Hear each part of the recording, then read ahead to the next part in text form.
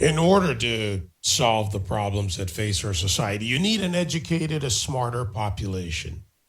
Education is key. And in my view and in my experience, education is about opening doors, opening lines of thought, challenges, and that's on an individual level.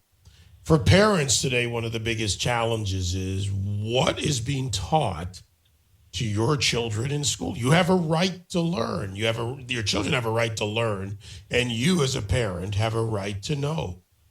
Now we have yet another case of parents being denied information about what their child rather, is learning in the classroom. John Risch and Nicole Solas join me now. And John, also as the Director of National Litigation at the Goldwater Institute, is this, and to what extent will you go? How far will you go to find out what your child is being taught? Thanks for having us on, David. Well, look, I mean, it's really pretty simple. The public records law requires open and transparent government. It shouldn't be a secret what school districts are teaching our children. So Nicole has a right. She is entitled to know what's going to be taught in her daughter's classroom. Up until this point, the school district has provided inadequate responses, partial responses. At one point, they threatened to sue Nicole because she submitted a public records request that the school district asked her to submit. So to the extent the school district continues to throw up roadblocks and continues to hide what they're teaching our kids, we're going to keep fighting this. Nicole's not going to back down. She's not going to be intimidated. If they don't give us this information, then we'll seek to compel it in court. All right, Nicole, you're on the line with us. And once again, thank you for doing this. That's the legal path with John. Let's start just as a parent. When was your first concern, and to what extent before you got to the legal issues? Hi. Yeah. So I enrolled my daughter in kindergarten in March or April, and I wanted to know what they were being taught. And it all started with a phone call to the principal of her elementary school.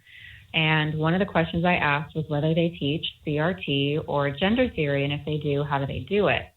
My principal wouldn't really respond meaningfully to my questions. She told me to email her my questions. I was trying to be reasonable with, when she can get back to me. And after a couple of weeks, she said, well, you have so many questions, or what she actually said was, due to the scope of all of your questions, please go submit public records requests. So they refused to answer my questions directly. I asked lots of people, the superintendent, the director of curriculum. I asked just to see the curriculum, but she was unavailable. And I really did everything I could just to have a reasonable and friendly conversation about what's being taught. But they continued to direct me to the APRA, Access to Public Records Act, in order to get my questions answered. Now they are, in my opinion, abusing the Public Records Request Act because they're using it to evade me. They're being evasive. They're not answering in good faith. They're telling me that they don't have documents. They're charging me onerous fees to get the documents. And it's just a wild goose chase at this point. So I'm really happy to have the Goldwater Institute on my side because I can only file so many complaints with the Attorney General on my own. Some of them get complex. And, at the end of the day, this is just a parent asking for information about what we're learning. And it's just a shame. I really wanted to send my daughter off to school and have her come home and I say, what did you learn at school today? And now that's just become a real odyssey for parents. Given that she's a young child, has there been a noticed effect on her? Is she dealing with this in any way? You're talking about having to go to school. The teachers are there, obviously, the principal, the school environment. Well, my daughter didn't start school yet, so I enrolled her. She would go to school in the fall. So she doesn't know what's going on. I don't want her to know what's going on. I want her to have a wonderful time at school. And I've also decided to enroll her in private school because I really just no longer feel safe in my district after the way that they targeted me and bullied me, and really in front of my whole community, who now will either view me as this threat to public education, or they view me as someone who's really fighting on their side. So I really didn't have a choice after how they harassed me. I need to protect my daughter. So she'll be going to private school in the fall, but I'm going to continue fighting for this information, mainly because, 80% of my town's municipal budget goes to the school. Even if you send your kids to private school, you're still paying an enormous amount of money for curriculum that apparently you can't access, for things that you may not believe in, and for really what is a dehumanizing theory that's being forced on our kids. So to answer your question in short, my daughter doesn't know what's going on, and I'm going to protect her as much as possible so that way she doesn't, because she's only 5 years old. Yeah, she shouldn't have to deal with this. That's simple. John, let's go back to you. From the legal side, you mentioned, obviously there are laws in place, FOIA requests. In order to move this forward, Nicole will likely, as she's described, do the right thing for her daughter. She's a parent, protecting her child. But there are other children who, their parents deserve to know. There needs to be transparency, and the children are the victims of these agendas being put into curricula. So legally going forward, what is the pathway? And is this one of these cases that has the potential to end up whether in the Ninth Circuit or some other circuit or in the Supreme Court? Well, in short, Nicole's fight for this information is a fight for parents everywhere to receive information about what their kids are learning.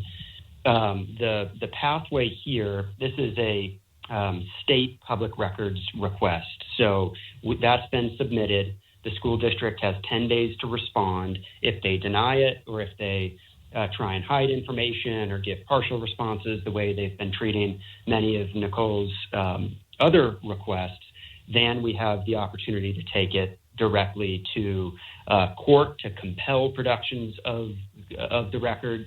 And then, what happens there is anyone's guess. It can go up on appeal. It's possible if they're very clearly violating the law and there's an open appellate question, it could end up before the Rhode Island Supreme Court. So that's the path here. But look, this is happening everywhere, David. Parents are trying to get access to this information throughout the country. School districts are playing games throughout the country trying to keep parents in the dark.